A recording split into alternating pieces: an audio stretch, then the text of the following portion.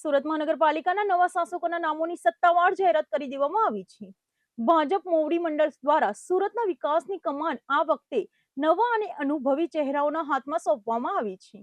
સુરતના આગામી 2.5 વર્ષના કાર્યકાળ માટે મેયર, ડેપ્યુટી મેયર અને સ્ટેન્ડિંગ કમિટીના ચેરમેન સહિતના તમામ પદ માટે સસ્પેન્સનો અંત આવ્યો છે. સુરત મહાનગરપાલિકાના સર્વોચ્ચ પદ એટલે કે સુરતના પ્રથમ નાગરિક એવા મેયર પદ માટે વોર્ડ નંબર 14 ઉમરવાડા માતાવારી વિસ્તારના લોકપ્રિય કોર્પોરેટર માયાબેન માવાણીની વરણી કરવામાં આવી છે. માયાબેન માવાણી સંગઠન અને જનતા વચ્ચે મજબૂત પકડ ધરાવે છે અને હવે તેમના નેતૃત્વમાં સુરતના વિકાસ કાર્યોને નવી ગતિ મળશે. બીજી તરફ સુરતના ડેપ્યુટી મેયર તરીકે વોર્ડ નંબર 27 ડિંડોલી વિસ્તારના સક્રિય કોર્પોરેટર સુધાકર ચૌધરીના નામ પર મહોર મારવામાં આવી છે. ડિંડોલી અને આસપાસના વિસ્તારોમાં સુધાકર ચૌધરીએ કરેલી પાયાની કામગીરીને ધ્યાનમાં રાખીને પક્ષ દ્વારા તેમને આ મહત્વની જવાબદારી સોંપવામાં આવી છે. મેયર અને ડેપ્યુટી મેયરની આ નવી જોડી સુરત શહેરના આધુનિકરણ અને વહીવટી પ્રક્રિયાને વધુ સુદૃઢ બનાવવા માટે સાથે મળીને કામ કરશે. મહાનગરપાલિકાની તિજોરીની ચાવી જેમના હાથમાં હોય છે તેવા સૌથી પાવરફુલ પદ એટલે કે સ્ટેન્ડિંગ કમિટીના ચેરમેન તરીકે વોર્ડ નંબર 9 રાંદેર, જહાંગીરપુરા અને પાલનપુર વિસ્તારના કોર્પોરેટર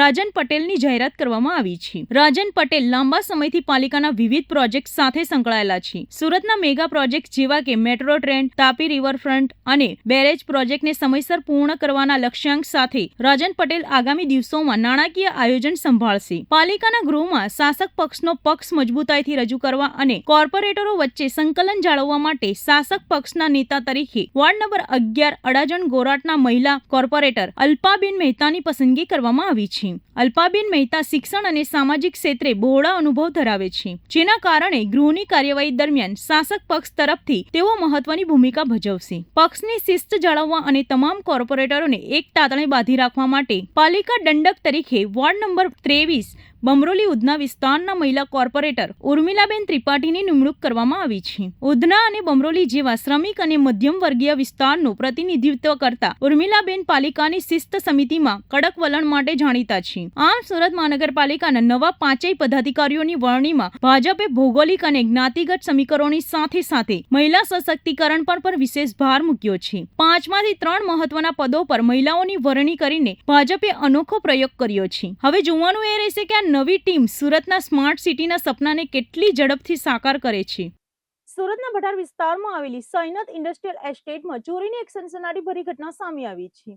વહેલી સવારે અમદાવાદથી માલસામાન લઈને આવેલા એક આઈસર ટ્રકના ચાલકને નિશાન બનાવીને ચોરોએ ચોરીને અંજામ આપ્યો હતો.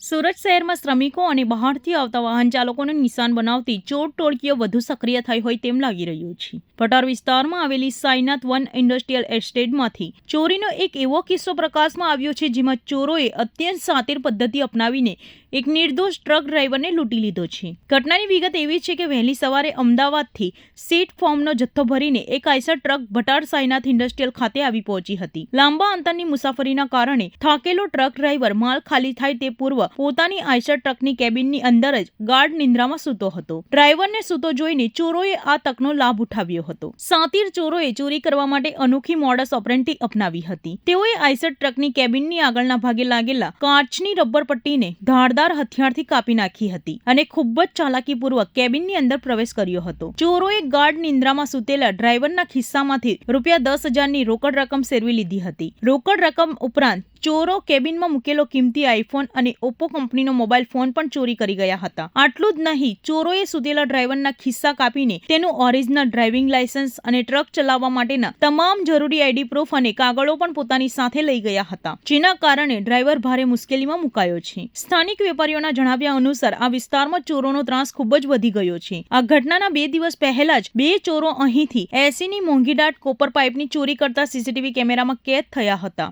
ઇન્ડસ્ટ્રીયલ એસ્ટેટમાં સતત થતી ચોરીની ઘટનાઓને પગલે વેપારીઓ અને વાહન ચાલકોમાં ભારે રોષ જોવા મળી રહ્યો છે. હાલ આ મામલે પોલીસને જાણ કરાતા પોલીસે સીસીટીવી ફૂટેજના આધારે તસ્કરોને ઝડપી પાડવા ચક્કો ગતિમાન કર્યા છે.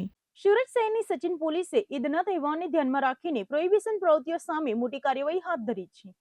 પોલીસે ચોક્કસ બાતમીના આધારે સચિન દૂરદર્શન ટાવર 4 રસ્તા પાસેથી એક લક્ઝરીઝ વનના કારમાંથી વિદેશી દારૂ અને બિયરનો મોટો જથ્થો ઝડપી પાડ્યો છે. સુરત શહેરમાં ઈદના તહેવાર દરમિયાન કાયદો અને વ્યવસ્થાની પરિસ્થિતિ સુચારુ રૂપે જળવાઈ રહે તે માટે પોલીસ કમિશનર દ્વારા દારૂ અને જુગારની ગેરકાયદેસર પ્રવૃત્તિઓ નેસ્ત નાબૂદ કરવા કડક સૂચના આપવામાં આવી છે. આ સૂચનાને પગલે સચિન પોલીસ સ્ટેશનના પીઆઈના માર્ગદર્શન હેઠળ સર્વેલન્સ સ્ટાફની ટીમ તે વિસ્તારમાં સઘન પેટ્રોલિંગમાં હતી. તે દરમિયાન પોલીસે પ્રોહિબિશનનો એક મોટો કેસ શોધી કાઢવામાં સફળતા મળી છે. સચિન પોલીસના સર્વેલન્સ સ્ટાફના પીએસઆઈની ટીમ જ્યારે પેટ્રોલિંગમાં હતી ત્યારે એએસઆઈ અને પોલીસ કોન્સ્ટેબલને એક સંયુક્ત અને ચોક્કસ બાતમી હકીકત મળી હતી. બાતમી હતી કે એક સફેદ કલરની હોન્ડા વર્ના ફોર વ્હીલર કારમાં ગેરકાયદેસર રીતે વિદેશી દારૂનો જથ્થો ભરીને હેરાફેરી કરવામાં આવી રહી છે. આ બાતમીના આધારે પોલીસે સચિન દૂરદર્શન ટાવર 4 રસ્તા પાસે વોચ ગોઠવીને નાકાબંધી કરી હતી. પોલીસે બાતમીવાળી શંકાસ્પદ સફેદ કલરની હોન્ડા વર્ના કારને અટકાવીને તેની તલાશી લેતા પોલીસ પણ ચોંકી ઉઠી હતી. કારની અંદરની ગેરકાયદેસર રીતે છુપાવીને લાવવામાં આવેલી ભારતીય બનાવટના વિદેશી દારૂની નાની મોટી બોટલો તેમજ બિયરના ટીન મળી આવ્યા હતા. પોલીસે સ્થળ પરથી અલગ અલગ બ્રાન્ડની કુલ 468 નંગ દારૂ અને બિયરની બોટલો જપ્ત કરી હતી, જેની અંદાજે કિંમત 1,05,816 જેટલી થાય છે. આ ગેરકાયદેસર હેરાફેરી બદલ પોલીસે સ્થળ પરથી કાર ચલાવતા આરોપીઓની ધરપકડ કરી લીધી છે, જેમાં 48 વર્ષીય આ આરોપી અઠવાલાઇન્સ વિસ્તારનો વતની છે અને વ્યવસાય જમીન દલાલના ધંધા સાથે સંકળાયેલો છે. પોલીસે આ ડ્રાઈવર દરમિયાન 1,05,816 નો દારૂ, 3 લાખની કિંમતની હોન્ડા વર્ના કાર અને 10,000ની કિંમતનો એક મોબાઈલ ફોન મળીને કુલ્લે રૂપિયા 4,15,816 નો મુદ્દામાલ કબજે કર્યો છે.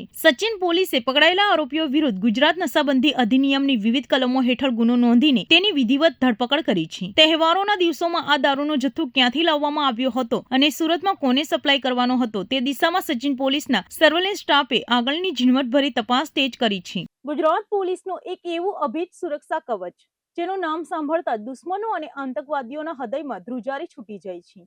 કેન્દ્રની સૌથી શક્તિશાળી ગણાતી એનએસજી એટલે નેશનલ સિક્યુરિટી ગાર્ડની તર્જ પર જ ગુજરાતના કાર્યરત છે ચેતક કમાન્ડો ફોર્સ. ગાંધીનગર સ્થિત એન્ટી ટેરરિસ્ટ સ્કોડ એટલે કે એટીએસના તાબા હેઠળ કામ કરતી આ ફોર્સની અત્યાધુનિક તાલીમ અને શક્તિઓ વિશે જોઈએ અમારા આ ખાસ અહેવાલમાં. કોઈ પણ મોટો આતંકવાદી હુમલો હોય, બંધક કટોકટી હોય કે પછી high profile secret operation, Gujarat પોલીસની એક એવી જાબાઝ વિંગ છે જે પળવારમાં ઓપરેશન પાર પાડવા માટે જાણીતી છે. આ ફોર્સ એટલે ચેતક કમાન્ડો ફોર્સ. કેન્દ્ર સરકારની એનએસજી કમાન્ડો ફોર્સની જેમ જ ગુજરાત પોલીસની આ ખાસ task force Gandhinagar anti terrorist squad હેઠળ 24 કલાક એલર્ટ મોડ પર કામ કરે છે. આ ફોર્સમાં જોડનારા તમામ અધિકારીઓ અને કર્મચારીઓ વન મેન આર્મી સમાન હોય છે. આ કમાન્ડો ફોર્સની સૌથી મોટી વિશેષતા એ છે કે તેનો દરેક જવાન મલ્ટીટાસ્કિંગ હોય છે. એટલે કે જે જવાન વાહન ચલાવીને ઘટના સ્થળે આવે છે તે ડ્રાઈવર પણ ગાડી પાર્ક કર્યા બાદ તુરંત જ અત્યાધુનિક વેપન હાથમાં લઈને ઓપરેશનમાં જોડાવા માટે સંપૂર્ણ સક્ષમ અને સજ્જ હોય છે. ચેતક કમાન્ડો ફોર્સમાં સ્થાન મેળવવું જરાય સરળ નથી. ગુજરાત પોલીસના જાબાઝ જવાનો અને અધિકારીઓમાંથી જેઓ અત્યંત અઘરી ગણાતી સાયક્રોમેટ્રિક અને ફિઝિકલ એટલે કે શારીરિક પરીક્ષા પાસ કરે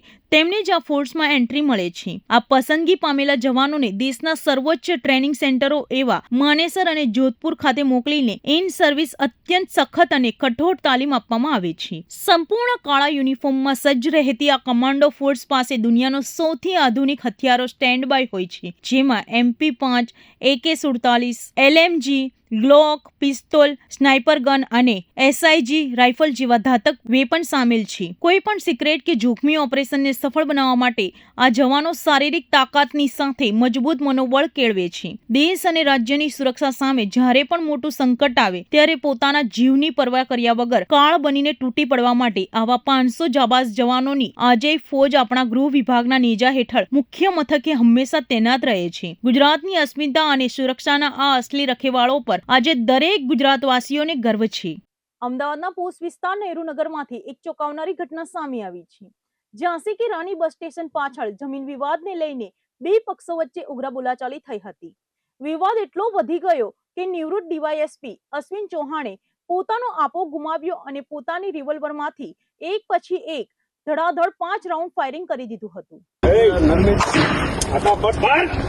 અમદાવાદનો નહેરુનગર વિસ્તાર આજે વહેલી સવારે ગોળીઓના અવાજથી ધ્રુજી ઉઠ્યો હતો. નહેરુનગર ખાતે આવેલા જાણીતા ઝાંસી કી રાણી બસ સ્ટેશનની બિલકુલ પાછળ આ ભયાનક વાતાવરણ સર્જાયું હતું. માહિતી અનુસાર પોલીસ વિભાગમાંથી નિવૃત્ત થયેલા ડીવાયએસપી અશ્વિન ચૌહાણનો કોઈ શખ્સો સાથે લાંબા સમયથી જમીનનો વિવાદ ચાલી રહ્યો હતો. આજે આ જમીન મામલે બંને પક્ષો આમને સામને આવી ગયા હતા. શરૂઆતમાં બંને વચ્ચે ઉગ્ર દલીલો અને ગાળાગાળી શરૂ થઈ ગઈ હતી, પરંતુ જોતજોતામાં મામલો એટલો બિચકાયો કે નિવૃત્ત ડીવાયએસપી અશ્વિન ચૌહાણે કાયદો અને વ્યવસ્થાના લીરે લીરા ઉડાવતા પોતાની પાસે રહેલી પોલીસ એક્ટિવિટી રિવોલ્વર બહાર કાઢી લીધી હતી. ગુસ્સામાં અંધ બનેલા નિવૃત્ત અધિકારીએ સામેના પક્ષ પર એક પછી એક ધડાકાધડ 5 રાઉન્ડ ફાયરિંગ કર્યું હતું. ધોળા દિવસે જાહેર રોડ પર થયેલા આ ગોળીબારથી ઝાંસી કી રાણી બસ સ્ટેન્ડ અને આસપાસના બજારમાં ભારે નાસભાગ મચી ગઈ હતી. મુસાફરો અને સ્થાનિક લોકો પોતાની જાન બચાવવા માટે સુરક્ષિત જગ્યાઓ તરફ દોડવા લાગ્યા હતા અને ક્ષણભરમાં દુકાનોના શટર પડી ગયા હતા. એક નિવૃત્ત ઉચ્ચ પોલીસ અધિકારી જેમને આખી જિંદગી કાયદાનું પાલન કરાવ્યું,